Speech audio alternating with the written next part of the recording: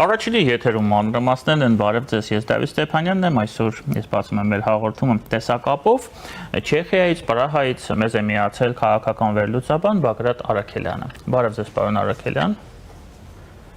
Հարգանքներս, պարոն Ստեփանյան, շնորհակալ եմ հրավերի համար։ Շնորհակալություն։ Պարոն Արաքելյան, ես շատ եմ հանդիպել կարծիք հիմնականում իշխանամետ շրջանակներից, իշխանության ներկայացուցիչների կողմից, միջև հունիսի 7-ի ընտրությունները,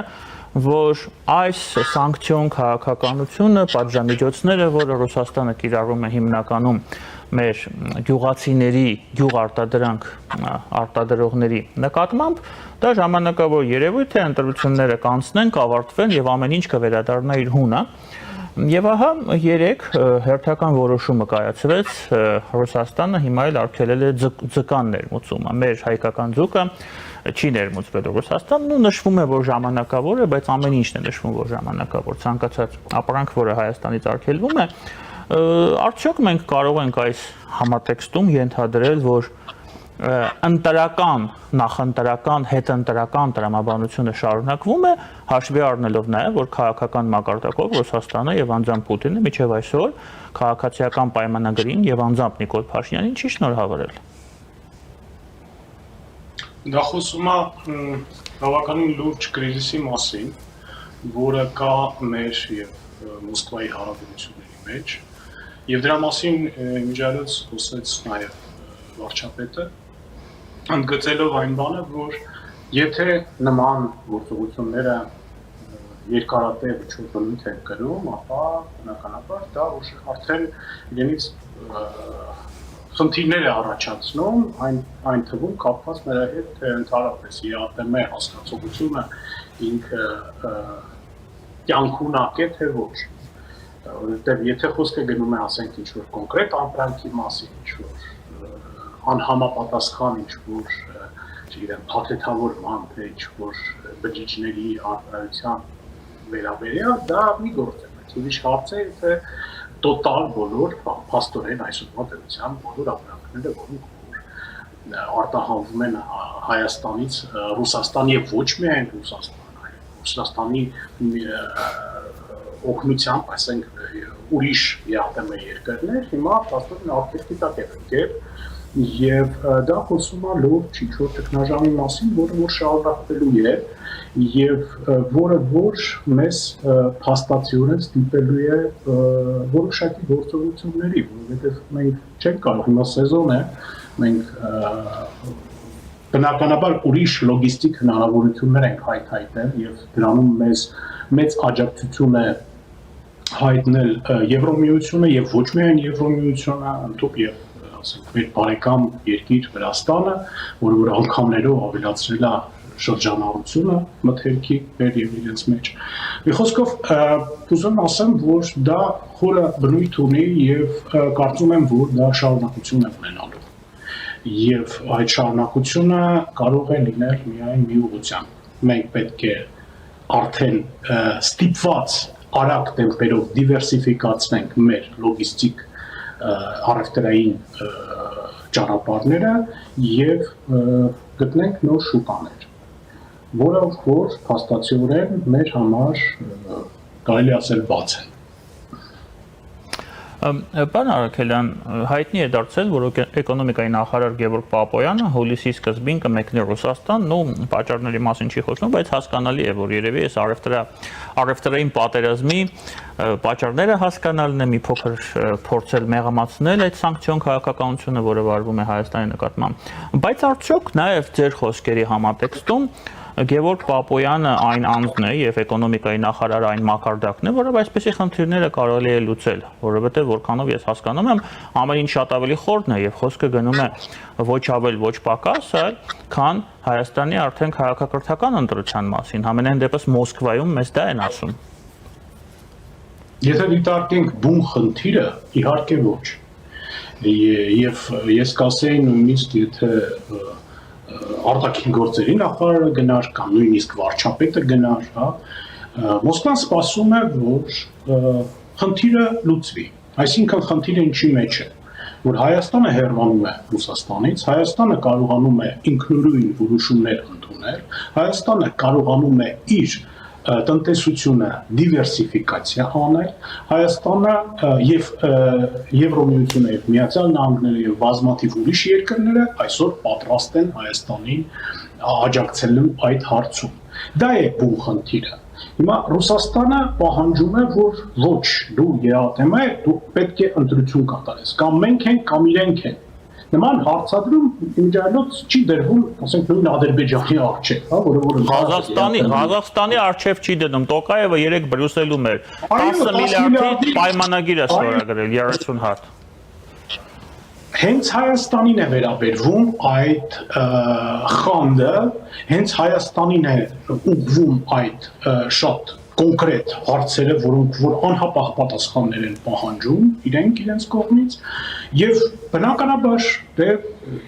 Հայաստանը հայտնվել է այդ կարգավիճակում, կամ մենք պետք է հանձնվենք եւ ասենք, որ սիրելի Ռուսաստան, կներես սխալ ենք արել, մենք հիմա գալու ենք նորից ու շարունակելու ենք մեր ճակերտներում եղբայրական հարաբերությունները եւ ընդհանրապես էլ ոչ մի կողմ չենք նայելու եւ իրավունք չունենք նայելու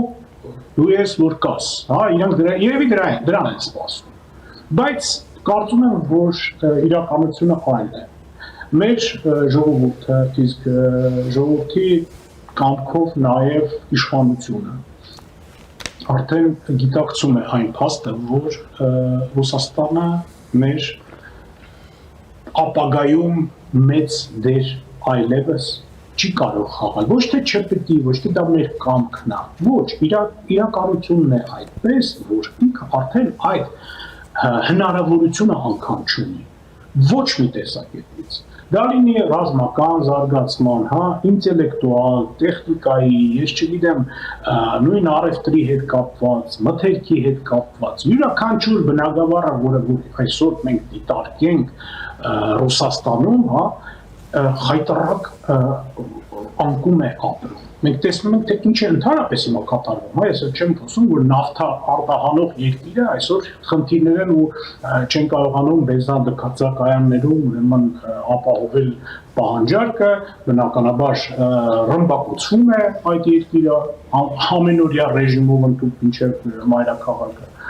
Ռուսաստանը ինքն է ստեղծել այդ ճգնաժամը, ինքն իրեն համար ստեղծել է այդ ճգնաժամը։ Այստեղ հարց է կանգնում, ինչի մենք պետք է դրա մեջ մասնակցենք, ինչի մենք պետք է ինչ-որ զոհերի գնանք, ինչի մեր ժողովուրդը պետք է ինչ-որ զոհաբերություններ անի, հանունն չի, հանուն նրա, որ Ռուսաստանում գոյություն ունեցող միապետ որոշել էր, որ ինքը պետք է ուրեմն պատերազմի ու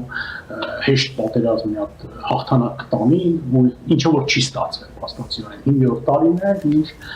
Ռուսաստանը արդեն, չգիտեմ, մխրճված է այդ պատերազմի մեջ եւ ընդհանրապես հնարավորությունները չի կարողանում գտնել ընդհանրապես դուրս գալու։ Մենք պետք է աշխատենք հեռու մնանք այդ բաներից։ Ես արդեն խոսել էի նրա մասին, որ Ռուսաստանը հերթական ստադիան է ապրում, ռուսական կայսերությունը իր փլուզման հերթական ստադիան է ապրում եւ մեր ժողովուրդը մենք շատ փոքր ենք ու շատ քիչ ենք ու շատ խոցելի ենք եւ մենք պետք է հնարավորին չափ հեռու պահվենք այդ փլուզումից, որպեսզի մենք բարձրապես այդ փլատակների տակ չհայտնվենք։ Դա է մեր նպատակը։ Իսկ միակ ուղին այսօր դա Արևմուտքն է, Միացյալ Նահանգները, Եվրոմիությունը, ինչի եմ ասում ուղղությունը դա է, որովհետև այսօր համընկնում են շահերը եւ Միության Նահանգների, եւ Եվրոմիության, եւ Հայաստան։ Մեր շահերը իրենց հետ համընկնում են։ Դրանով է պայմանավորված այն փաստը, որ այսօր Եվրոմիությունից մեզ բազմաթիվ ձեռներ են մեկնվում, Միացյալ Նահանգները մենք ստորագրեցին օգոստոսի 8-ի այդ պայմանագիրը եւ TRIP նախագիծը եւ փաստացիորեն իրենց ներկայությունն են ուզում հաստատել Հայաստանում, իսկ դա արդեն ինչ-որ բան նշանակում է բնականաբար քաղաքական տեսակետից։ Երբ որ յուրաքանչյուր երկրում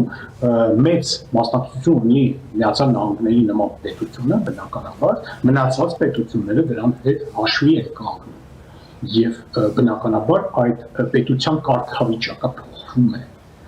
Մենք հիմա գնում ենք այդ ճանապարհով։ եւ այդ ճանապարհը մեր համար դե ֆակտո բաց է։ Եվ Ռուսաստանը դա տեսնելով ինքը հասկանում է, որ Ռուսաստանը գործում է իր այսպես ասած ֆորպոստը, որը որ ինքը միշտ իր սեփականությունն է համարել։ Բայց այսօր իրավիճակը փոխվել է, մենք ստացել ենք այդ հնարավորությունների պատուհանը եւ պետք է օգտագործենք այն։ Պարոն Առաքելյան, Հայաստանի ներսում շարունակվում են գործընթացներ, ոմանք անվանում են այդ գործընթացները ներքաղաքական, հետընտրական։ Ես համարում եմ դա ներքաղաքական, հետընտրական գործընթացների իմիտացիա, բայց այնուամենայնիվ այս գործընթացների հետ Պուտինի պահվածքը, Ռուսաստանի պահվածքը, այդ պատժամիջոցների քաղաքականությունը ընդհանուր աղերսներ եզրեր ունի, թե այստեղ պատճառները, պատճառը հետևակային կապը իրականում բոլորովին այլ է, այսինքն այս գործողություններով Մոսկվան փորձում է իր երևանյան սատելիտներին 5-րդ Շարասյանը ցուցաբերել որոշակի աջակցություն։ Դերնա ես համաձայն եմ ձեր հետ, որ դա ընդհանրապես իմիտացիա է։ Եվ երկրորդը կարծում եմ, որ այդ գործունեությունը էլ ավելի է սրում ընդհանրապես այն մեր հակասությունները Ռուսաստանի հետ։ Ես խոսքս գնում եմ եւ այդ այսպես ասած ընդդիմության մասին եւ այն բարերին,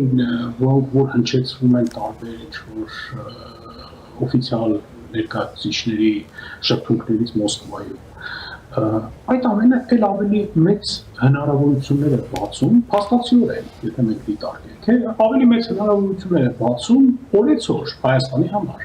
Մենք տեսանք, որ հենց որ Ռուսաստանը հայտարարեց այդ արգելքների մասին, խոսքս ասենք մրգերի, բանջարեղենի, հասկսեց դրանից, ինչ-որ ջերմուկի մասին։ Մի անգամից նույն օրը առանց մեր որևիցե հայտի, առանց մեր խնդրանքի Եվրամիությունը նախ առաջինը գումար հատկացրեց հատուցման համար եւ երկրորդը ճանապարհները բացեց եւ հնարավորությունները առաջարկեց։ Ինչից որ մենք այսօր օգտվում ենք։ Դե ֆակտո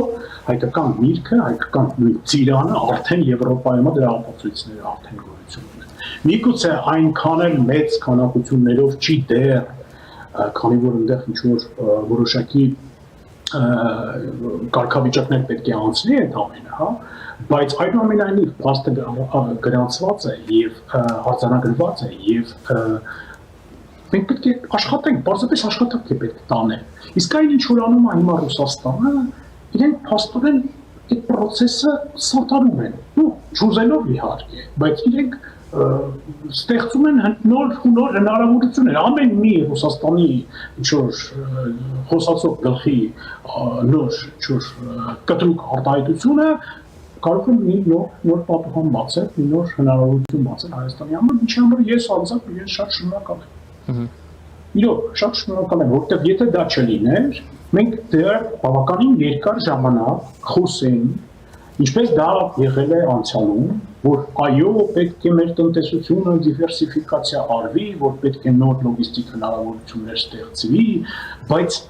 մեր արտադրողները փաստացիորեն ոչ մի քայլ այդ ուղղությամբ չէին անում։ Իրենք օգտվում էին, շուկան բաց է, Ռուսաստանը բաց է, բարձր ամեն ինչ հասկանալի է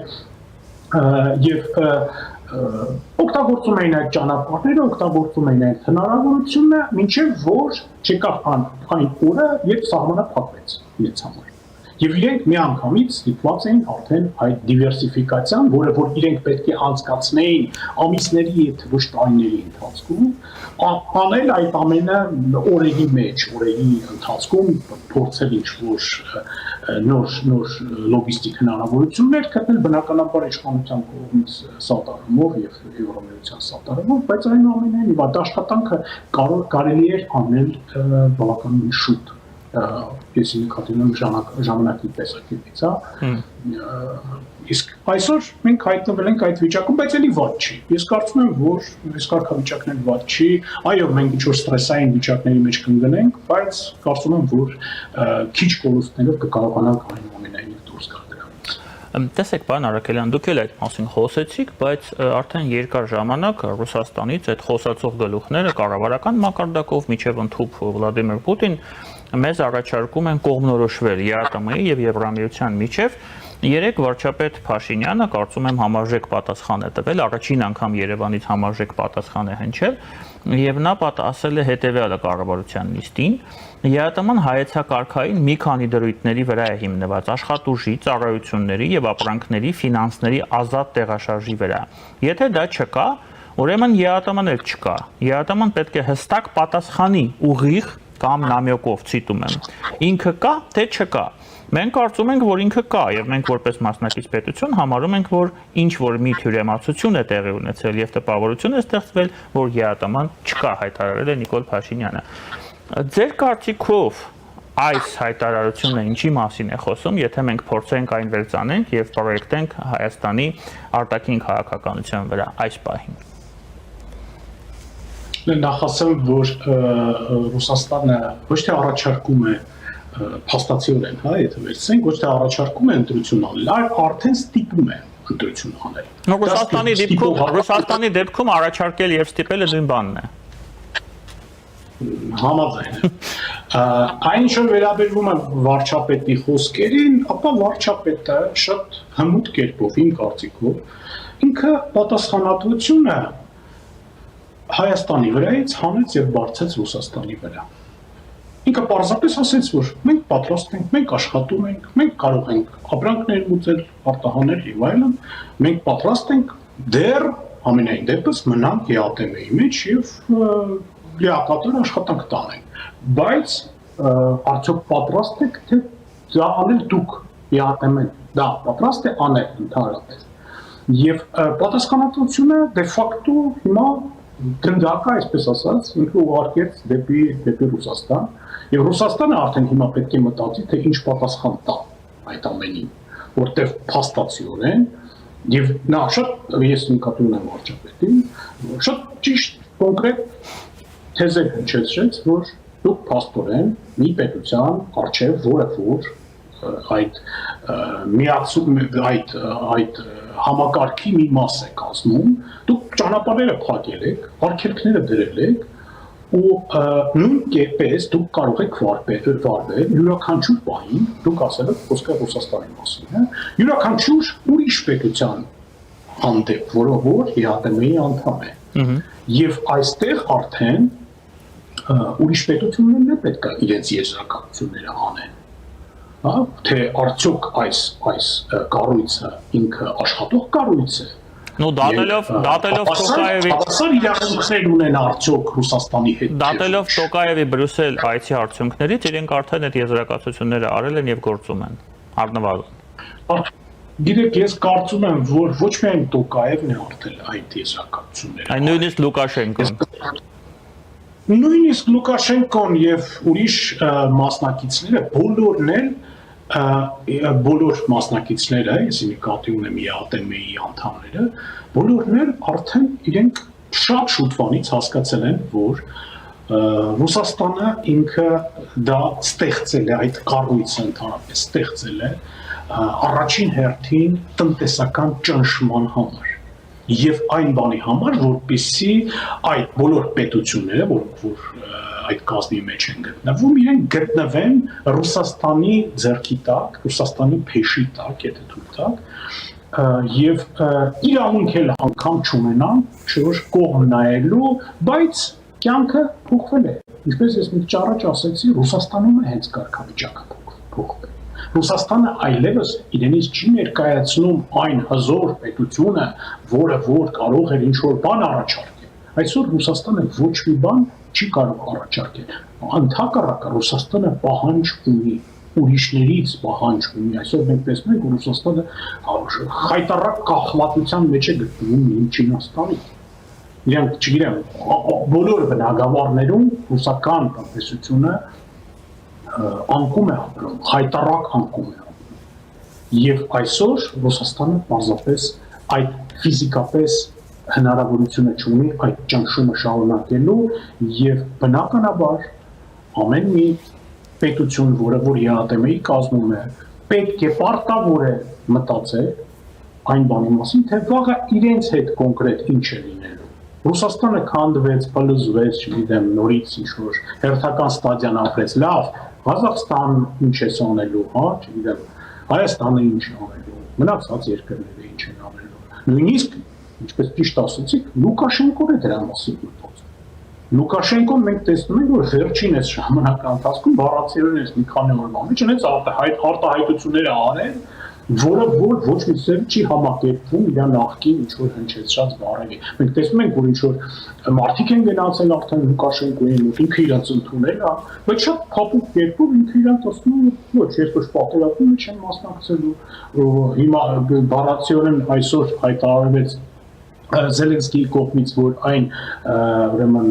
կայանները, որոնք որ ուլտիմատում է դրել Զելենսկին, ինչպես գիտեք, հա, որ Բելարուսում պետք է անջատվեն, իրենք անջատված վիճակում են արդեն գտնվում։ Եվ ինչ է խոսում այդ ամենը։ Դա խոսում է նրա մասին, որ մենք պետք է հիմա արդեն դա այդ հարցը փաստացիորեն արդեն լուծված է։ Մենք կարող ենք հնչեցնել, որ մենք դեռ կշարունակենք, չէ, մենք արդեն պետք է կոնկրետ հասկանանք մեր ճանապարհը ու գնանք այդ ճանապարհը։ Պարոն Արաքելյան, բոլորը Ռուսաստանի դաշնակիցները, նույնիսկ պատանդները, ինչպես օրինակ Ալեքսանդր Լուկաշենկոն, որը Պուտինի անձնական պատանդն է 20 թվականից սկսած քաղաքական առումով, անում են, ինչպես դուք ասում եք, եզրակացություններ։ Եզրակացություններ չեն անում մեր Հայաստանները, ուժեղ Հայաստանը, Բարգավաճ Հայաստանը, որոնք շարունակում են մնալ ռուսական ծիրում, շարունակում են մնալ ռուսամետ ուժեր եւ շարունակում են փաստացի փորձել սպասարկել Հայաստանի Հանրապետությունում ռուսական օրակարգը։ Ինչն է պատճառը։ Ինչու նրանք չեն կարող վերջը ընդունել այս նոր իրողությունները, համակերպվել այդ իրողությունների հետ եւ կառուցել իրենց քաղաքական գիծը, հաշվի առնելով ներկա վիճակը աշխարհակահաղական աշխարհում եւ Ռուսաստանի դերակատարումը։ Ինչու է դա չի փոխվում։ Ինչ քաղաքական գիծ կարող է առաջարկել Խամաճիկը, որի ձեռքերը, ոտքերը, չգիտեմ, մարմինը լիովին կապված է ուրիշ մարմնի հետ, որը որ իրենով ղեկավարում է։ Մենք տեսնում ենք, չէ, որ այդ մարդիկ տեսնենք նույնը ուժեղ Հայաստան, հա, ինչ է, դա մի միավորում է, որը որ ոչ մի քաղաքական անցյալ չի ունեցել, ոչ մի կապիտալ չի ունեցել քաղաքական, հա, եւ հանկարծ ինքը հայտնվեցին, հանկարծ այդ կուսակցությունը հիմնեցին, նույնիսկ իրենք անգամ արագ էին այդ ամենը փորձով ինչ-որ սադաղել, որ այնտեղ ուշադրություն չդարձեցին, որ իրենց ղեկավարը մի քանի ուրիշ երկրների քաղաքացիություն ունի։ Հետո պարզվեց, որ այդ առաջին անձն էլ, հա, Նարեկ Կարապետյանն էլ Ռուսաստանի քաղաքացիություն ունի, հետո այդ հարցը ինչ-որ ձևով հապճեպ փորձեցին լուծել։ Իրենք անպատրաստ էին, իրենց պարզապես կարգադրել էին, որ դուք պետք է այդ քայլին դիմեք, դուք ստիպված եք։ Ես իմ համոզմունքն է, դա իմ անձնական կարծիքն է, որ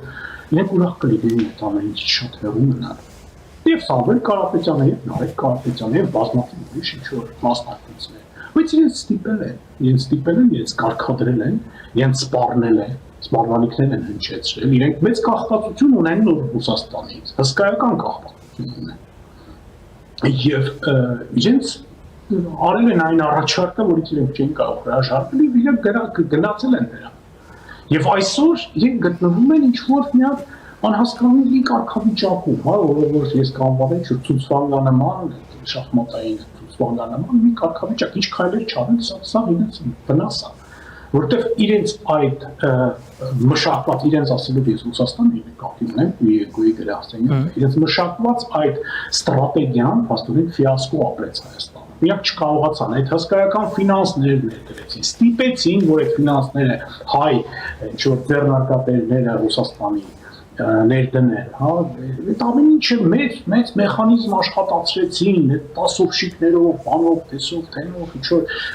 չարտերային ռեյսեր Ռուսաստանից դեպի Հայաստան, ինչ-որ ավտոբուսային ռեյսեր, ոչ որը չաշխատեց, աշխատեց այնքանով, որ իրենք իմ կարծիքով իրենք կարողացան հավաքել մաքսիմալ հնարավոր Հայաստանում ինչ-որ ձայների քանակությունը, բայց իրենք դա միևնույն է իրենք իրենց նպատակին չհասնում։ Կիրառելով մաքսիմալ հնարավոր ռեսուրսները։ Այո, կիրառելով բնականաբար մաքսիմալ հնարավոր ռեսուրսները իրենք հասան։ այն մաքսիմալ հնարավորությունը, որին կարային թեորետիկ նույնիսկ կերպով հասնել։ Բայց դա էլ ոչ մի բան չի նշանակում, որովհետև կատարյալ մեծամասնությունը Հայաստանի դեմ է Ռուսաստանին։ Մենք արդեն ազգովի հասկացել ենք, որ Ռուսաստանը մեր բարեկամը չէ։ Ռուսաստանը մեզ միշտ օգտագործել է իր շահերի համար։ Ռուսաստանը ժամանակ առ ժամանակ Հայաստանը պարզապես դնում է վաճառքի։ Իր ինչ-որ կոնկրետ սիումինուտ ինչ-որ շահերի կատարման համար, որոնք որ Իրանն հետագայում պարզվում է, որ Իրանին ի վնաս այդ ամենը գնաց, հիշենք նույն 20-րդ դարի սկիզբը, Ռուսաստանը պարզապես նվիրեց հայկական Արարատը, մնացած հողերը թուրքերին, ադրբեջանցիներին։ Ինչ ստացավ դրա դիմաց Ռուսաստանը ոչ մի բան։ Ինչու 20-րդ դարը, 20-23 թվականները, եկեք 20-23 թվականները հիշենք։ Արցախը։ Ես դրան եմ գալիս, էլի, իսկ հիմա կրկնվեց այդ նույն պատմությունը։ Էլի Ռուսաստանը դրեց վաճառքի, ինքը փաստացիորեն կորցրեց այն մահակը, որը որ միշտ պահում էր իր ձեռքում, խոսքս Արցախի մասին է, եւ այդ մահակով ինքը հարվածում էր ժամանակ առ ժամանակ կամ Ադրբեջանին, կամ Հայաստանին, հա, ցույց էր տալի, որ այ եթե դուք ձեզ վատ պահեք, այ ես էս սենց կորոշեմ մեկի օգտին, հետո մյուսի օգտին, այդ խաղը շարունակվում է։ Եվ որոշում կայացնելով, վերջնական որոշում կայացնելով այդ մահակից զրկվեց Ադրբեջանի օգտին։ Իրենք կարծեցին, որ լոլիկներով ու բանջարեղենով ու, չգիտեմ, ծիրանը բավական է նրա համար, որ մենք մեր ձեռները բարձրացնենք, ասենք, հա, իհարկե, մենք հեռու չենք գնա, մենք ստեղ ենք, մենք ձերն ենք, մենք ինչա պետք, ասեք, բերենք, հասցնենք, հա։ Իրենք դա էին պատկերացնում, որ արդեն այդ մահակն պետք չի։ Հայաստանը արդեն ինչ ունի։ Հայաստանը դե ֆակտո Ռոբերտ Քոչարյանի եւ Սերժ Սարգսյանի օրոք հանձնեց լրիվ պետության տնտեսությունը, ռազմաարդյունաբերությունը Ռուսաստանին, պարզապես մեր գիտական միտքը, ամեն ինչը, մեր ինստիտուտները, Մերգելյան ինստիտուտը, որը որ սովետական միության ժամանակ ամենագլխավոր ինչ-որ գիտական կենտրոններից մեկն էր, Ռուսաստանը մի տարվա ընթացքում վերածեց մի պահեստի, որտեղ որ պարզապես կարող էր նրանք ինչ-որ տարածքներ վարձեիք, դա էր իրենց նպատակը։ Եվ իրենք կարծում էին, որ այդ վիճակով, երբ որ լրիվ պետության Հայաստանի մասին եմ ասում, ինֆրաստրուկտուրան, գազային ցանցը, էլեկտրոցանցը, չգիտեմ, հեկերը, տարբեր ինչ-որ ուրիշ շատ կարևոր միավորները, որոնք որ ստիպում են, որոնք որ պահպանում են պետության աշխատանքը, Ռուսաստանի ձեռքերում է, երկար գիծը, այդ ամենը Ռուսաստանի ձեռքերում է, եւ մտածեց արդեն ասեց նուտելա, արդեն Արցախը կարելի է վաճառքի դնել, որտեղ այն մնացածը իմ ձեռքում է, ես ոնց է չլի, ես իրաց կարողանում ղեկավարել։ Բայց պատմությունը մի քիչ հետաքրքիր բան է եւ այն սխալները, որը որ արեց Ռուսաստանը, բերեց նրան, որ այսօր Ռուսաստանը հայտնվեց մի քիչ անատամ վիճակում։ Եվ կարծում եմ, որ այդ հնարավորությունների պատուհանը մենք պետք է այսօր հենց հիմա օգտագործենք, որովհետև ես չգիտեմ անձամբ, ես չգիտեմ ապագայում նման հնարավորություն մեզ կշնորհվի։ Շատ շնորհակալ եմ ձեզ, պարոն Արաքելյան, հետաքրքիր զրույցի համար։ Ես Իմ հյուրն էր, որը միացել էր մեզ տեսակապով Չեխիայից, Պրահայից քաղաքական վերլուծաբան Բագրատ Արաքելյան, մի քիչ անց մենք կվերադառնանք եւ կշարունակենք մեր եթերը։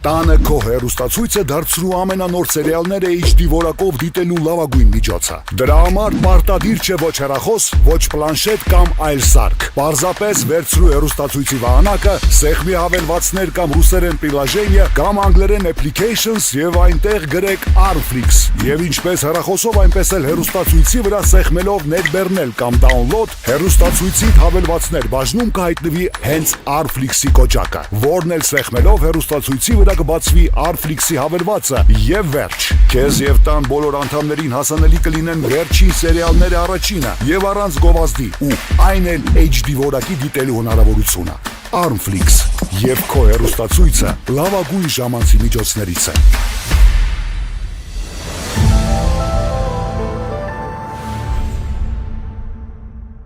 Ջերուսման ամբողջ համակարգը մեկ կաթսայի գնով կաթսան ձեզանից, մնացածը մեզանից։ Ընտրեք Maverick կամ Navien գերխնայող կաթսաներից մեկը, իսկ ծխատարը, մարտկոցները, խողովակները, բոլոր դետալները, առաքումն ու տեղադրումը կստանաք իդեալ համակարգից։ Վճարեք միայն կաթսայի համար եւ ստացեք ամբողջ ջերուսման համակարգը նույն գնով։ Մանրամասները idealsystem.am։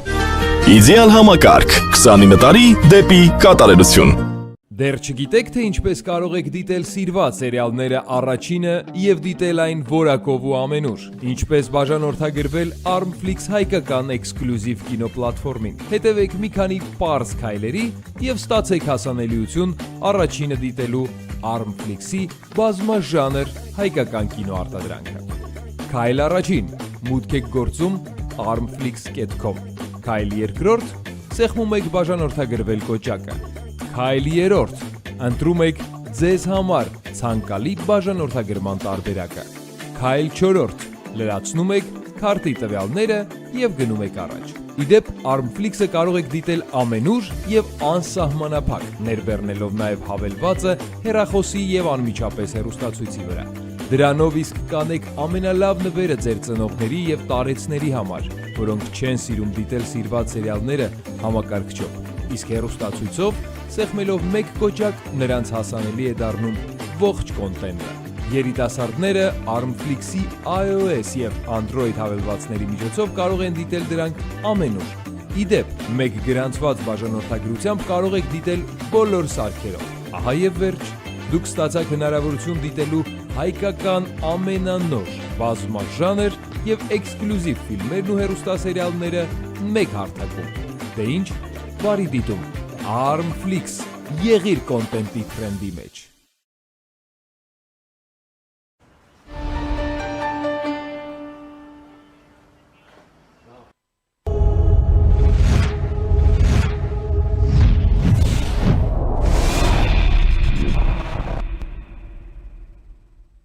Մեր եթերը շարունակվում է, իմ հյուրն է Restart հիմնադրամի ծրագրերի համակարգող Յուրի Մովսեսյանը։ Բարև ձեզ, պարոն Մովսեսյան։ Երեք հերթական հետաքրքիր հայտարարությունը լսեցինք եւ անկանխատեսելի է առաջին հայացքից, բայց այն հնչեց Իսրայելից։ Իսրայելի արտգործնախարար Գիդեոն Սաարը հերթական անգամ հիշել է հայոց ցեղասպանության փաստի մասին եւ նշել է, որ մոտակա Իսրայելի կառավարության նիստին նա պատրաստվում է ներկայացնել Իսրայելի կառավարության կողմից հայոց ցեղասպանության պաշտոնական ճանաչման մասին որոշման նախագիծը։ Սա արդեն սպասելի ձևով Հայաստանում որոշակի շրջանակներում դարձել է էйֆորիայի պատճառ։ Փորձենք հասկանալ, ինչու է Իսրայելը հիշել Հայաստանի մասին, ինչու է հիշել հայոց ցեղասպանության մասին եւ ինչով այս նախաձեռնությունը կարող է ավարտվել։ Դե իրականում արդեն կարելի ասել ավանդույթ է դարձել, որ Իսրայելի եւ Թուրքիայի միջև ցանկացած շատ մեծ լարվածության չափաբաժնի պայմաններում Իսրայելում հիշում են, որ եղել է հայոց ցեղասպանություն, հայ ժողովուրդը Օսմանյան կայսրության ժամանակներում շատ լուրջ ճնշումների է ենթարկվել, մարդկանց, այսպես ասած, գխատել են եւ ուղղակի նաեւ երբեմն Իսրայելում որոշ պաշտոնյաներ ժամանակին նշում են պետականազրկման մասին, բայց իհարկե նույնիսկ Հայաստանում դրա մասին չեն խոսել։ Իհարկե, բայց էйֆորիկ տրամադրությունը կարծում եմ ինչ-որ առումով, եթե նայենք, շատ քչացել են, գոնե հանրային տրամադրության մակարդակում մենք տեսնում ենք, որ մարդիկ արդեն թացը չորից տարբերում են, հասկանում են, թե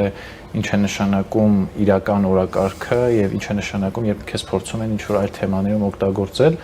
Նույն նաև եթե ավելորդ չի նշել, որ հենց բարձրագույն իշխանության պայմաններում են հասկանում, որ այս հարցը մեր հարցը չէ, կոպիտ ասած, եւ ինձ թվում է սա պարզապես պետք է ձեռնպահ մնալ այս հարցի քննարկումից, որևէ արձագանք չտալ եւ այլն, որովհետեւ հայոց ցեղասպանության հարցը ուղղակի շարժման առարկա դարձնելով այնպես չի, որ Իսրայելը Հայաստանին լավություն է անում, կոպիտ ասած, եւ սա զուտ հետևել է այն հայտարարություններին, որ օրինակ վերջին շրջանում հենց նույն Էրդողանի շուրթերից է հնչել, որ Իսրայելը պատերազմ է ուզում, տեսնում ենք, որ նույնիսկ Իրան ԱՄՆ պայմանավորվածության պայմաններում նա փորձում է անդադ խախտել այդ հրադադարը, թույլ չտալ, որ տարածաշրջանում խաղաղություն լինի եւ այլն, եւ սա առումով ինձ թվում է շատ ավելացնելու բան չկա։ Ես իրականում հանրային արձագանքները տեսնեմ, իհարկե որոշ այտենց մարգինալ քաղաքական ուժերի հայտարարություններից անդին կարծում եմ, որ ընդհանուր առմամբ մենք նմանատիպ հարցերի առնչությամբ մի փոքր դիմակայուն ենք դարձել, այսինքն ես որ հիշում եմ օրինակ մի 5 տարի առաջ, 10 տարի առաջ, որ նման հայտարարություն է լինում, ամբողջ այդ մեդիա դաշտը քննարկում էր, որ վերջ եկել է հայոց վրեժի ժամանակը, վերջապես աշխարհը հասկանում է, որ հայոց ցեղասպանությունը տեղի ունեցել, շատերը արդեն խոսում էին Արևմտյան Հայաստանի վերադարձի մասին։ Մենք տեսնում ենք, որ նման աննորմալ քննարկումներ, համենայն դեպս լուրջ քննարկումներ չկան, ինչը ուրախալի է գոնե այսքան իրադարձություններից հետո։ Իդեպ սա ուղղակի որպես մեջբերում կան քաղաքական ուժեր, որոնք մեր Սփյուռքում շարունակում են զբաղվել, ես դա կոչվում եմ Պանիկովսկու որդիներ, Պանիկովսկու որդիների գործառույթներով եւ տարածում են այսպիսի տեղեկատվություններ, պայքարի մասին են խոսում, արդեն Արցախի վերադարձն է դարձել իրենց եւ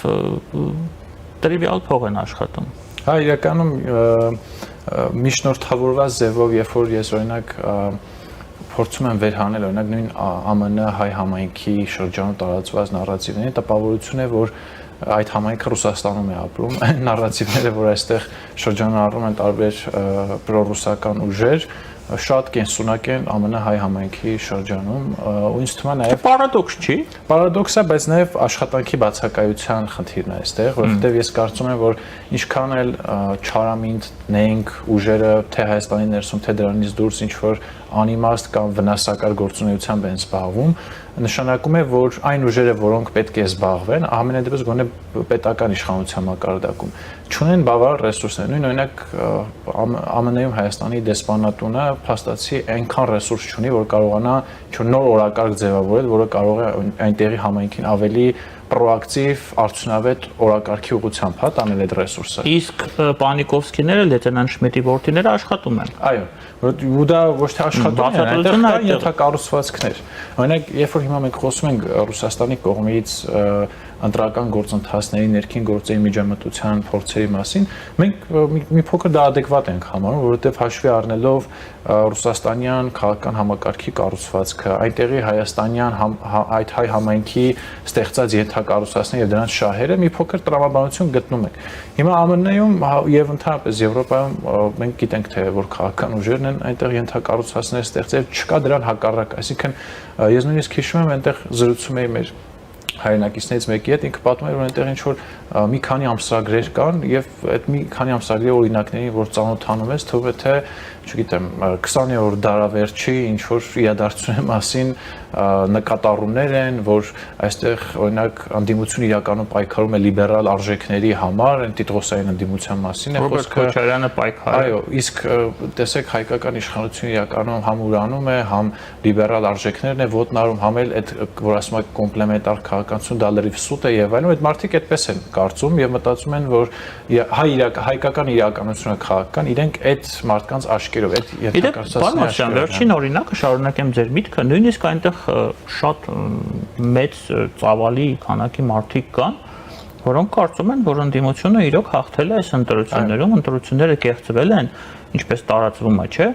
եւ իշխանությունը ոչ լեգիտիմ է։ Ու նաեւ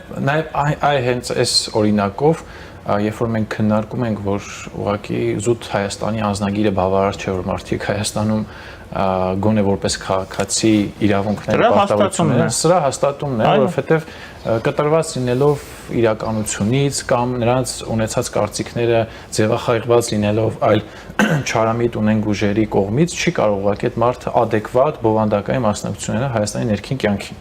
Ես հələ դեռևս խոսում եմ որպես քաղաքացի մասնակցության մասին։ Օրինակ մարդիկ ասում են, դե որպես իրավունք նրանք ունեն նաև օրինակ տեխնացու առաջադրվել եւ այլն, ասում են դե գոնե բայց այդ ցենզը կա էլի, որ վերջին մի քանի տարի պետք է բնակված լինի եւ այլն։ Իսկ մարդիկ նույնիսկ դրա դեմ են ապստամբում, որ եթե մարդ ունի հայկական անձնագիր, դե ում է պետք այստեղ բնակվել եւ այլն, կարող է գալ, լինել падգամավորի տեխնացու, վարչապետի տեխնացու։ Ընդհանրապես, եթե Յան ազգանուն ունի, բավական է։ Դες կարծիքներ կան։ Ու շատ են այդ զուգահեռները, որ հատկապես լինում են Մոլդովայի ընտրությունների հետ կապված, իսկ առնվազն մեր սպეციფიկ կոնտեքստը թույլ է տալիս առնվազն այդ շփումները, հանրային տրամադրությունը թույլ են տալիս նշելու, որ այն մեխանիզմները, որ կա իրականում, սա աբսուրդի ժանրից է, որ այդ մարդիկ ուղղակի այդ իրականությունից կտրած կարող են Հայաստանում գալ ու իրենց վճռորոշ ձայնով ինչ-որ փոփոխության նպաստել։ Հետևաբար, բայց այնուամենայնիվ սա չի նշանակում, որ պետք է ասել այդ մարդիկ վատն են, նրանց հետ աշխատել պետք չէ։ Ես օրինակ կարծում եմ, որ շատ գործ կա անելու այդ առումով, հատկապես երբ որ տասնամյակներ շարունակ հայկական սփյուռքը դիտարկվել է այլ կերպ, այսինքն իրական հենց մենք ենք մեղավոր, որ այդ մարդկանց դիտարկել ենք այլ օրակարգեր սպասարկելու համար։ Այսինքն մենք տարել ենք ինչ որ անիմաստ, որևէ վերջ չունեցող օրակարգերի մեջ մարդկանց թաթախել, ամբողջ ռեսուրսը դնել այդտեղ ու նաև այստեղի որոշ քաղաքական ուժեր են դրանից օգտվել եւ հիմա բողոքում ենք, որ վատ է վիճակը։ Ցեղասպանության փաստի միջազգային ճանաչման գործընթացը։ Այդպես շատ դրսևորվող ունենալով չճանաչված Արցախ, որտեղ ապրում էին 120,000 հայեր։ Նույնը օրինակ տեսեք, հիմա ես այդ Firebird-ի, Nvidia-ի ներդրումները Հայաստանում համարում եմ վերջին շրջանում հայկական սփյուռքի եթե ամենապոզիտիվ դրսևորումներից մեկը, ամենապոզիտիվ դերակ, այսա պետք է լինի հայկական սփյուռքի ներդրումը Հայաստան, որովհետև մենք օրինակ ինչի մասին ենք սփյուռքի հետ շփվել, ցեղասպանությունն է եղել, Ղարաբաղում կատարվող ապօրինի գործողություններ եւ այլն եւ շեշտը չենք դրել իրական օրակարգերի վրա։ Իսկ իրական օրակարգը ուժեղ Հայաստանի Հանրապետությունն է եղել։ Իսկ իրականում հենց ուժեղ Հայաստանի Հանրապետության չլինելը, այսպես ասած, նաեւ ինչ որ չափով կախված է եղել այստեղի որոշ ընդդիմադիր քաղաքական ուժերի։ Օրինակ ես իհարկե չեմ խուսափի ասել, որ հենց նույն դաշնակցությունը ունենալով շատ լուրջ ենթակառուցվածքներ քաղաքական հասարակական սփյուռքում, ուղղակի այդ ամբողջ ռեսուրսը ուղղել է շատ լուրջ եւ վատ ուղղություններով, ինչը նաեւ երբեմն հակազդեցությունների արժանացել հենց այդ սփյուռքի ենթակառուցվածքների կողմից։ Ես հիշում եմ 2018-19 հենց ԱՄՆ-ի այդ դաշնակցական մի թևը, կարելի ասել, դեմ էր գնում այստեղի դաշնակցության կարծիքներին, այն պրիզմայից ելնելով, որ դուք չեք հասկանում ինչ է տեղի ունեցել 2018-ին Հայաստանում կամ հասկանում եք եւ փորձում եք ուղղակի մեր ռեսուրսները վատնել։ Հիմա պետք է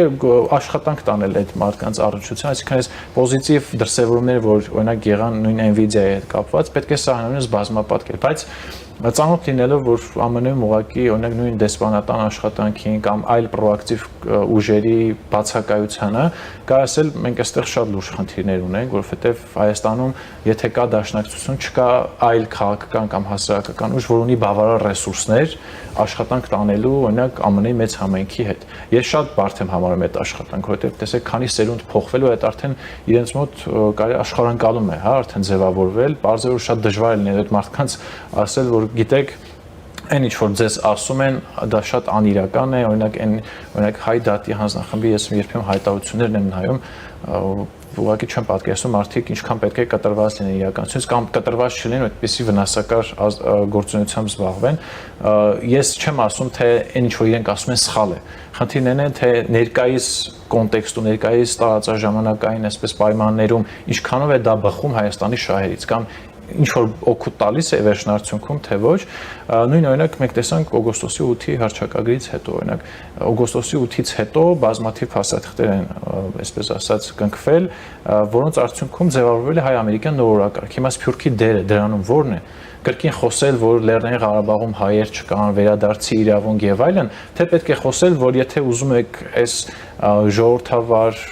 պետություն ուղղակի այս տարածաշրջանում լինի եւ ապահովի երկկողմ հարաբերությունից կարեւոր օրակարգը, պետք է ուղղակի ներդրումներ կատարել այս ուժեղ իրական Հայաստանի կոնցեպտի մեջ։ Ու կարծում եմ հենց այս էական խզումը այստեղ է առաջանում, բայց սա լուծումն էլ աշխատանք տանելն է, ուրիշ բան ես չեմ տեսնում։ Լուծումների մասով, պարոն Մովսիսյան, շատ հետաքրքիր ընթացք ստացավ մեր զրույցը իրականում, որևէ մեկը չի կասկածում, որ սփյուռքը շատ կարևոր է, որ մեր հայրենակիցները շարունակում են մնալ մեր հայրենակիցներ, եւ որևէ մեկը չի կասկածում, որ աշխատանքը շատ, այսպես ասեմ, անբավարար է դառնում։ Դուք նշեցիք դեսպանատունները, պետության գործառույթը, բայց տեսեք, ես իզուր չէ որ խոսում եմ, հա, Պանիկովսկիների, լեյտենանտ Շմիդտի որդիների մասին, ինչն է խանգարում որպեսզի մեր հասարակական կազմակերպությունները պետության աջակցությամբ, միգուցե նաև Սփյուռքում կան գործիչներ, որոնք դրանում շահագրգռված են, հա, Հայաստանում կան չէ մարդիկ, քաղաքական գործիչներ, անպայման չի իշխանությունից լինեն, փորձագետներ, թիքթանկեր, կան չէ այդ ամենը։ Կազմակերպեր մարդիկ գնան ընդ հանդիպեն հայ համայնքի հետ, բացատրական աշխատանք տանեն, չգիտեմ, դուսավորչական աշխատանք տանեն, միգուցե նաև մենք ենք սխալ ընկալում ամեն ինչ, գուցե իրենք ճիշտ են, որպեսզի լինի դիսկուսիա, երկխոսություն լինի։ Եվ ոչ թե դա արվի փողով, գնան ասեն, գիտեք, ինչ կա, մեզ փող տվեք, մենք եկել ենք ձեր հետ խոսենք, այլ գնալ ուղղակի նստել եւ զրուցել։ Պետք չի ճաշկերույթ կազմակերպել եւ այդ մարդկանցից փող քերել։ Հա, ուղղակի նույն գործը անեն, հա, ինչն է խանգարում մեզ։ Միգուցե պետք է մտածել արդեն այդ ուղղությամբ, որպեսզի այդ մեր ընդհանուր հայության պոտենցիալը օգտագործվի հայրենիքի համար, որովհետեւ ես տարիներ առաջ լսել եմ այսպեսի գնահատական, չգիտեմ որքանով է ճիշտ, 500 միլիարդ դոլար հայերի ամբողջ աշխարհում, հա, ընդհանուր կապիտալը։ Կարծում եմ հիմա աճել է։ Հա, քիչ չի։ Եթե նույնիսկ դրա 1%-ը ներդրվի Հայաստանում, արդեն վատ չի լինի։ Ոչ թե օգնություն, ոչ թե լավություն, այլ ներդրում։ Դուք շատ լավ օրինակներ բերեցիք, եւ դա ի դեպ այդ 500 միլիարդը մենք չենք հաշվում, հա, Nvidia-ում հայերի մասնակցությունը, հա, Firebird-ում հայերի մասնակցությունը, հասկանալի է, չէ՞, ինչի մասնակցությունը։ Կարելի է նյութականացնել իրական։ Այսինքն գործիքակազմը շատ է, շատ գործիքակազմ կա, ինչի՞ մենք չենք օգտագործում, ես չեմ հասկանում։ Որպեսզի ինձ հետո չմեղադրեն, որ որոշ մարդկանց գործունեությունը, այսպես ասած, թերարժևորեն, պետք է նշենք, որ փորձեր եղել են։ Այսինքն Սփյուռքում էլ ունենք գործիչներ, հատկապես ԱՄՆ-ում, ովքեր իրենց փորձագիտական աջակցությամբ, ադվոկացիոն գործունեությամբ Հայաստանից գնացած հայերի մասին եմ խոսում, որ այստեղից պետք է դեսանտ իջեցվի։ Փորձեր եղել են։ Բայց երբ որ այդ մարդկանց հետ զրուցում ես, որ արդյոք դա բավարար է, իրենք ասում են, որ եթե մենք ուզում ենք այնտեղ մրցակցել օրինակ ադրբեջանական ներկայության դեմ, եթե այդ պրիզմայով ենք նայում, եւ մյուս կողմից էլ մի փոքր, այսպես ասած, նվազեցնել այն չարամիտ ազդեցությունները, որ կան հայկական Սփյուռքի վրա, հատկապես էլի կրկին նշում եմ ԱՄՆ-ը, որտեվ այնտեղ այդ դաշտը կա աշխատելու ուղղությամբ։ Մեզ պետք են որոշակի ռեսուրսներ։ Բայց ինձ թվում է նաև, այո, դուք շատ ճիշտ եք ասում, որ այն մարդիկ, ովքեր փորձ են արել, այդ ուղղությամբ ավելի մեծ քայլերի շուրջ չեն մտածել։ Այսինքն գնալ ինչ որ հանդիպում ունենալ հայկական համայնքի հետ, ինչ որ բան ծախել նրանց վրա, իրենք էլ մեր վրա, բայց ինչ որ օրակարգի շուրջ նրանց համախմբել, այնտեղ ստեղծել ենթակառուցված, Հա, այսինքն մի փոքր նաև իրենց տեսանկյունից թվացել է, թե դե հայ փորձագետը եկել է մեզ հետ հանդիպել է, եթե այդպես ինչ որ չգիտեմ, ինչ որ շահ է ունեցել եւ այսինքն այդ մեսիջն էլ չի լավ գնացել։ Չի թվացել է, տենց էլ կա։ Տենց էլ կա։ Մեսիջն էլ չի լավ գնացել, համաձայն եմ։ Բայց այդ ուղղությամբ պետք է աշխատել։ Ես կարծում եմ, որ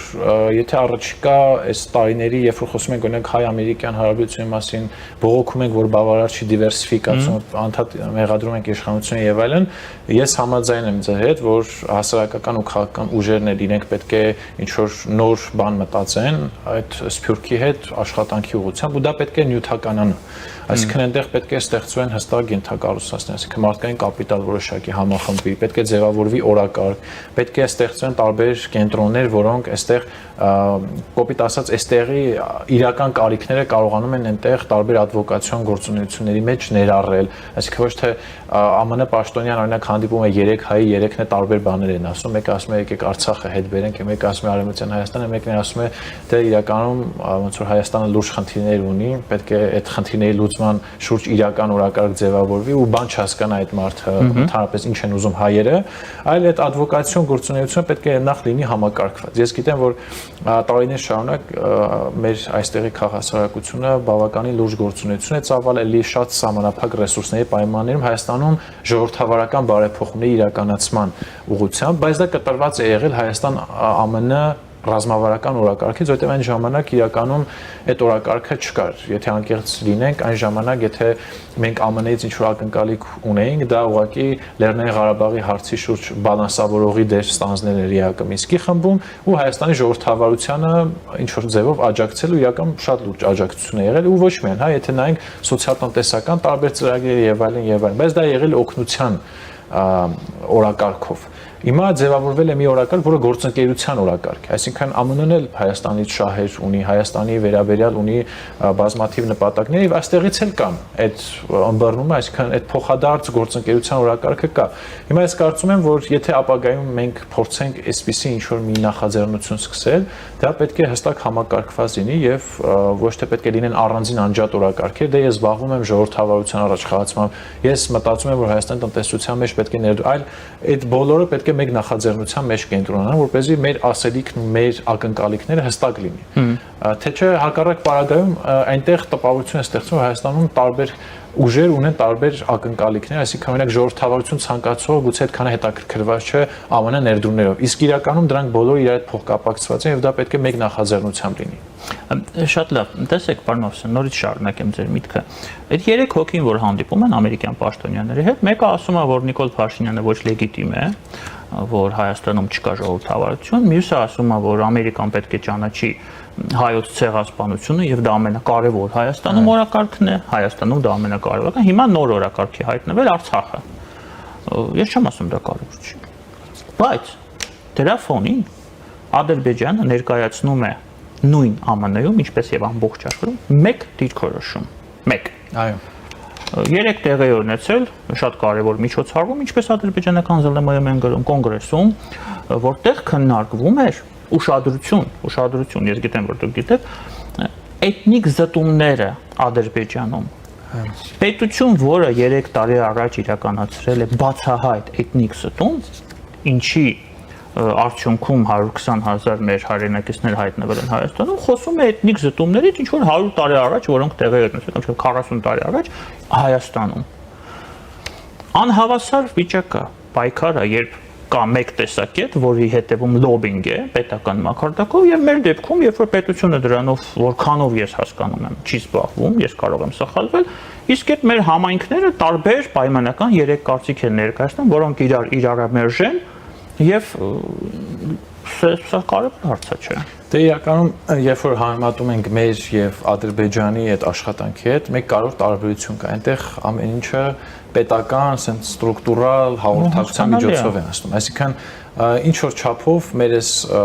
խառնակցությունը, որը մենք այդպես կարող ենք եթե բնութագրել, այդ առումով կարող ենք ասել, որ Ադրբեջանը այս առումով մեր նկատմամբ առավելություն ունի, ու դա դրսևորվում է բոլոր հարթակներում։ Այսինքն թե քաղաքասարակության մակարդակում է դա դրսևորվում, թե պետական մակարդակում, թե սփյուռքի մակարդակում եւ այլն։ Ես չեմ ասում, որ ես ուզում եմ մի պետություն ունենալ, որտեղ պետությունը բոլորին ասում է ինչ ասել, ինչ անել եւ այլն, բայց դա չի նշանակում, որ դրան հակադարձ պատասխան կամ գործունեության կերպ մենք չպետք է ունենանք։ Ես մի նախադասություն խնդրեմ շարունակեք։ Կարելի է չէ տարբեր կարծիքներ արտահայտել, բայց ունենալ մեկ դիրքորոշում գոնե այս հարցում։ Եվ այդ բոլոր 3 կարծիք արտահայտողները պետության շահերից ելնելով հայության շահ, լավ ասենք ասեմ, հայության շահերից, այդ մի նարատիվը մենք դա չունենք։ Ոչ մի մակարդակում չունենք, պարոն Մովսեսյան։ Հենց դա է խնդիրը, այսինքն տեսեք, ես էլի շատ նորմալ եմ վերաբերում, որ ինչ որ քաղաքական հասարակական խմբեր, ինչ որ Հայաստանից դուրս ինչ որ տեղ, օրինակ խոսում են Արցախի էթնիկ զտման մասին, բայց դա չպետք է բացառի Հայաստանում ներդրումներ անելու նարատիվին։ Այսինքն դու կարող ես ունենալ այլ պատկերացումներ որոշ հարցերի շուրջ կամ քո համար ինչ որ պրիորիտետ թեմաներ լինեն, որ դու այդպես ես մտածում։ Այստեղ չխոսենք դա չարամիտ է, չգիտեմ, դրական առումով է դա արվում եւ այլն, բայց պետք է ունենալ ձեր ասած այդ կոնսենսուսային հարցերը։ Իսկ ես կարծում եմ հենց ներկայիս միջազգայինորեն ճանաչված Հայաստանի Հանրապետության սահմաններում ներդրումներ անելը, Հայաստանի դիմակայունությունը բարձրացնելը, չգիտեմ, դիվերսիֆիկացող քաղաքականությանը աջակցելը ու ցանկացած այս ոլորտներից բխող աջակցությունները պետք է որ կոնսենսուս ունեն։ Ես ուրիշ բան չեմ կարծում։ Ես իհարկե չեմ տեսել այդ հայտարարությունը, բայց ես չեմ ուզում այսպես ասած ամեղության կանխավարկածը խախտել եւ կարծել, որ այդ մարդիկ չեն հասկանում, որ եթե դու խոսում ես օրինակ Արցախի մասին, առնվազն այդ խոսակցությունը անլուրջ է, քանի դեռ Հայաստանը օրինակ դիմակայուն չէ։ Եթե իրենք հակառակն են մտա, այսա խնդրեմ է։ Ես չեմ ուզում էլի ամեղության կանխավարկածը խախտել, ասել որ իրենք մտածում են, որ Հայաստանը դե ոչինչ կարևոր Արցախյան խոսույթը լինի։ որտեղ ես օրինակ դա համարում եմ անիմաստ օրակարգ։ Եթե էլի ոնց որ մենք կարող ենք ունենալ տարբեր կարծիքներ, ինչքանով է իրատեսական, ինչ որ հարց, ինչքանով ոչ իրատեսական, բայց կան այսպայն ռեալ օրակարգեր, որոնք դուք ինչպես նշեցիք, դրանց շուրջ պետք է ունենալ կոնսենսուս։ Հիմա այս կոնսենսուսի խնդիրն եմ ես հենց տեսնում, որ առնվազն այս ուժերին պետք է հստակ այսպես պահանջ ներկայացվի։ Կամ դուք զբաղվում եք ձեր անիմաստ գործունեությամբ եւ չեք հասկանում, որ հենց այս Հայաստանում ներդրումներ կատարելու նախապայմանն է, որ նույնիսկ կարող է նաեւ հետագայում, չգիտեմ, սպասարկել նաեւ ձեր առաջադրած օրակարգերը, կամ ուղղակի դուք զբաղվում եք ձեր մարգինալ գործունեությամբ եւ մենք ամեն հանդիպման ժամանակ նշում ենք, որ այս գործունեությամբ զբաղվող հայկական կազմակերպությունները առնչություն չունեն Հայաստանի Հանրապետության հետ։ Որտեղ եթե դուք չեք ուզում Հանրապետության շահերի հետ։ Այո, որտեղ եթե դուք Հայաստանի Հանրապետություն բառը չեք ուզում ասել եւ խոսում եք Հայաստանի Հանրապետությանից դուրս շուրջը կատարվող իրադարձությունների մասին, նշանակում է դուք տեսնում եք, որ դե Հայաստանի Հանրապետությունն կա ու կա, կարելի է խոսել ուրիշ հարցերի մասին, բայց իրական իրավիճակը այդպեսին չի, ու կարծում եմ այն մարդիկ, ովքեր հասկանում են այն իրավիճակի դաջություն, որ Հայաստանի շուրջ կա, ոչ մեկ չի կարող տենց հստակ պնդել, որ տենց մենք մեր բոլոր հարցերը լուծել ենք։ Այսօր անընդհատ տենց այդ զսպման համակարգ Հայաստանի ուժեղացնում մենք տեսնում ենք, որ դեռևս մեզ բավարար չէ համարել, որ մենք արդեն թե անվտանգության, թե տնտեսության մեջ բավարար դիմակայուն ենք դարձել, որ เป զի Հայաստանից դուրս գտնվող, այսինքն մեր տիրապետությունից դուրս գտնվող հարցերին արդեն անդրադառնանք, ու հենց ինձ թվում է տրամաբանությունը պետք է որ այս որ խոսում ենք նոր նախաձեռնություն ստեղծվի եւ այլն, նաեւ այդ մյուս հայկական կազմակերպությունները հաղորդակցություն պետք է լինի։ Կամ դուք փոխում եք ձեր գործելակերպը, հասկանում եք, որ կա Հայաստանի Հանրապետություն, որի դիմակայունությունն է ամենակարևոր հարցը, ամենահրատապ ու ամենակարևոր։ Դուք կարող եք ունենալ այլ օրակարգեր, որոնք դուք կարծում եք, որ կարևոր է խոսել դրա մասին։ Բայց մենք կարծում ենք, որ սա այն հարցն է, որ մենք բոլորս պետք է սա օրակարգ դարձնենք, որովհետև մենք ունենք հարևան, որը այստեղ ավելի համակարգված է աշխատում։ Բոլորը մեկ լեզվով են խոսում։ Բոլորը ասում են, որ Ադրբեջանը այստեղ կարող է լինել միակ ռազմավարական, ռազմական, տնտեսական դաշնակից ԱՄՆ-ի համար ու թվեր են ներկայացնում։ Մարդիկ ցույց են տալիս այդ երկրի կարողությունը։ Ու երբ որ մի լեզվով այդ երկրից գալիս են խոսում են, լուրջ են ընդունում այդ մարդկանց։ Ասում են, հա, այս մարդիկ գիտեն ինչ են ուզում այս տարածաշրջանում եւ կարծես թե լավ հասկանում են մենք ինչ ենք ուզում այս տարածաշրջանում։ Երբ որ մեզ են տեսնում են ինչ որ խառնակ օրակարգ եւ երբեմն հակասող օրակարգ։ Այսինքն խնդիրը հենց սրանում է կայանում, ոչ թե տարբեր բաների մասին չի կարելի խոսել, այլ ունենք ընդհանուր օրակարգ, որը կարծում եմ հենց այդ ընդհանուր օրակարգը պետք է բխի հենց ներկայիս Հայաստանի Հանրապետության դիմակայունությունից։ Այլ օրակարգ ես այս պահին չեմ պատկերացնում, որ թե իր հրատապությամբ, թե կարևորությամբ կարող է զիջել ինչ որ այլ բանի։ Պարոն, այդ օրակարգը, որի մասին դուք խոսում եք, միանշանակ բխում է Հայաստանի Հանրապետության, հայ ժողովրդի եւ ամբողջ հայության շահերից։ Բայց մենք նաև գիտենք, որ այդ քաղաքական ուժերը, նույն դաշնակցությունը, իրենք դրան դեմ են հանդես գալու։ Այսինքն, եթե ստեյց մարտի գնաց, եկեք դա քննենք, չէ, մեզ դա հետաքրքիր չի, մենք ցեղասպանություն ենք ճանաչելու եւ Արցախ։ Այսինքն, կարիք կա ստիպելու նրանց այդ օրակարգը ընդունել։ Իսկ ինչպես դա անել։ Նորից վերադառնանք ակունքներին, հա։ Օրինակ նույն ԱՄՆ-ն, ինչ խոսք, դա ժողովրդավարական երկիր է։ Այնպես, ինչպես կարող է լինել ժողովրդավարական մակարդակը։ Միգուցե պետք է աշխատել մարդկանց հետ, ոչ թե կազմակերպությունների հետ, որոնց հետ ամեն ինչ պարզ է, սովորական մարդկանց հետ, որոնք այդ ձայներն են ապահովում օրինակ ընտրությունների ժամանակ, որոնց վաճառում են ԱՄՆ-ի կառավարությանը եւ կուսակցություններին այդ քաղաքական ուժերը։ Միգուցե այդ մարդկանց հետ է պետք աշխատել, որպեսզի ճնշում լինի իրենց վրա, որ իրենք էլ հասկանան, որ իրենք չեն կարող հանդես գալ մի ամբողջ օրինակ միլիոնանոց հայ համայնքի անունից Ամերիկայում եւ անել այն ինչ ուզում են, որ այդ մարդիկ էլ իրենց կարծիքը ունեն եւ հասկանում են Հայաստանի շահը որն է տվյալ դեպքում, մայր Հայաստանի շահը որն է, այլ ոչ թե ինչ որ սահմանափակ մարդկանց խմբի շահերը, որոնք ունեն ուղիղ աֆիլիացիա Ռուսաստանի հետ։ Դե իրականում մեկը մյուսին չի բացառում։ Ես այնուամենայնիվ համարում եմ, որ այդ կազմակերպությունի հետ հաղորդակցությունը մեզ պետք է, որ նաև ինչպես դուք նշեցիք, այդ մարդկանց հետ ովքեր ապահովում են թե ֆինանսները, թե քաղաքական ազդեցությունը ԱՄՆ-ում, նաև իրենք հասկանան, որ այս մարդիկ իրական օրակարգից հեռու են։ Այսինքն, երբ որ մենք գնանք այդ մարդկանց հետ խոսենք, իրենք էլ կրկնելու են այն նարատիվները, որ այդ կազմակերպությունը առաջ են տանելու, եւ մենք այդտեղ այդ հաղորդակցության մակարդակում իրենց պետք է նշենք, որ մեկը մյուսին չի բացառում, բայց մենք նշելով այդ օրակարգ օրակարգը այս կազմակերպությունների հետ խոսակցության ժամանակ հասկացել ենք, որ այս մարդիկ այս օրակարգն են բացառում։ Իսկ մենք չենք գնում բացառման տրամաբանությամբ, ասում ենք դե հիմա եթե Սփյուռքում մարդիկ կան, որ սա կարևոր հարց են համարում, մենք չենք կարող, հա, ուղղակի նրանց ստիպել այլ բաներով զբաղվել, բայց մենք համարում ենք, որ հայկական օրակարգ գոյություն ունի, որի շուրջ գոնե պետք է հայկական Սփյուռքը ինչ-որ դերակատարում ունենա։ Կարծում եմ, երբ որ այս հաղորդակցությունը այսպես տրամաբանված, հիմնավորված գնա, նաև այդ մարդիկ կհասկանան, որ փաստորեն այն ազդեցությունը ու ռեսուրսները, որ իրենք կուտակել են եւ ըստ իրենց ծառայում է իբր դրական ինչ-որ կարևոր բանի, կհասկանան, որ փաստորեն տասնյակ տարիներ շարունակ այդ ազդեցությունը ուղղակի մաշվել է։ Այսինքն կարելի է նաև այդ արդյունքներով կիսվել իրենց հետ, եթե պետք է շատ այսպես evidence-based պնդումներ անել, ցույց տալ, օրինակ 30 տարում դուք ինչքան գումար եք ծախսել, ինչքան ռեսուրս եք ծախսել, ինչքան ժամանակ եք եւ ինչ ենք ունեցել։ Ու դա պետք է չոր այսպես դնել իրենց առաջ եւ ցույց տալ իրական օրակարգի արդյունքում ինչ ենք ունեցել։ Օրինակ նշել, օրինակ նույն ինչպես օրինակ ես գիտեմ, որ նույն օգոստոսի 8-ի պայմանավորվածության մասով, երբ որ Անդրանիկ հանդիպումն է եղել J.D. Vance-ի հետ, հենց հայկական Սփյուռքի ներկայացուցիչները կարևոր դեր խաղացել, այդ հանդիպումը կայանա Փաշինյանի եւ Vance-ի միջեւ։ Այդ օրինակը պետք է դնել, դրանից հետո պետք է դնել, թե դրա արդյունքում ինչ ունեցանք օգոստոսի 8-ին, հետո պետք է նշել հայկական Սփյուռքիային ներկայացուցիչին, որը կարողացավ Հայաստան բերել այս արհեստական բանականության հետ կապված Այսինքն գնալ ոչ թե բացառման ճանապարհով, այլ հանդակարակը։ Ցույց տալ, որ եթե նույնիսկ դուք մտածում եք, որ սա ռեալ օրակարգ է, այսինքն դուք մտածում եք, որ ցեղասպանության ճանաչումը կարող է օրինակ շատ լուրջ իրավիճակ փոխել Հայաստանի օրինակ զարգացման մեջ։ Դուք եթե մտածում եք զուտ վերադարձի իրավունքի ամրագրումը կարող է շատ լուրջ հարց լուծելի եւ այլն, դա չի կարող տեղի ունենալ, եթե նույնիսկ դուք այդպես եք մտածում, եթե Հայաստանը չունենա օրինակ այսքան AI օրինակ գործարան, չի կարող ունենալ, եթե օրինակ ամերիկյան ներդրումները գոնե առնվազն առաջիկա 5 տարում 10% չկազմեն ընդհանուր ներդրումների ծավալի մեջ եւ այլն եւ այսինքն sense թվային արդյունքներով պետք է ցույց տալ, որ առանց դիմակայուն Հայաստանի ձեր նույնիսկ եթե դուք մտածում եք այդ իրատեսական օրակարգերը չեն կարող սպասարկել, որովհետեւ էլի կրկին կգանք ցեղասպանության հարցին, մի նախագահ հայտարարեց մենք տեսանք թե դրանից ինչ հետևեց, այսինքն այսպես արդյունքներով իրենց հետ պետք է հիմնավորված խոսակցություն գնա, այսինքն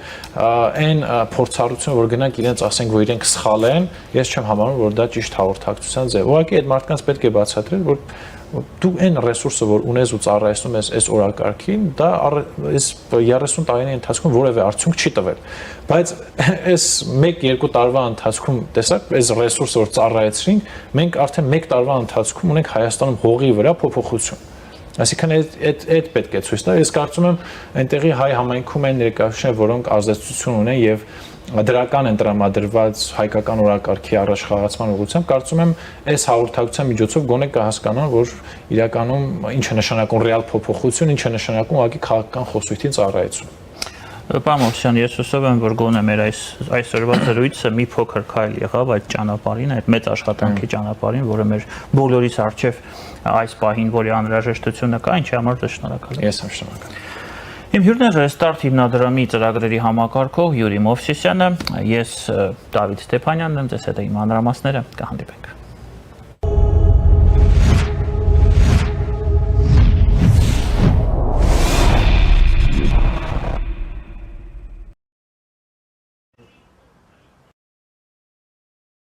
Տանը քո հեռուստացույցը դարձրու ամենանոր սերիալները HD որակով դիտելու լավագույն միջոցը։ Դրա համար պարտադիր չէ ոչ հեռախոս, ոչ պլանշետ կամ այլ սարք։ Պարզապես վերցրու հեռուստացույցի վահանակը, սեղմի հավելվածներ կամ ռուսերեն պիլաժենիա կամ անգլերեն applications եւ այնտեղ գրեք Armflix։ Եվ ինչպես հեռախոսով, այնպես էլ հեռուստացույցի վրա սեղմելով ներբեռնել կամ download, հեռուստացույցի հավելվածներ բաժնում կհայտնվի հենց Armflix-ի կոճակը, որն էլ սեղմելով հեռուստացույցի վրա կբացվի Armflix-ի հավելվածը եւ վերջ։ Քեզ եւ տան բոլոր անդամներին հասանելի կլինեն վերջին սերիալները առաջինը եւ առանց գովազդի ու այն էլ HD որակի դիտելու հնարավորությունը։ Armflix եւ քո հեռուստացույցը լավագույն ժամանցի միջոցներից է։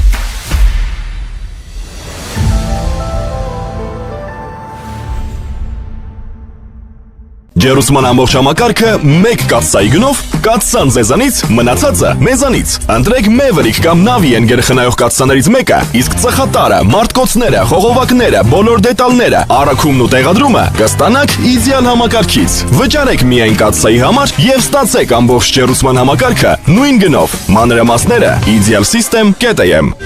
Իդեալ համակարգ 29 տարի դեպի կատարելություն։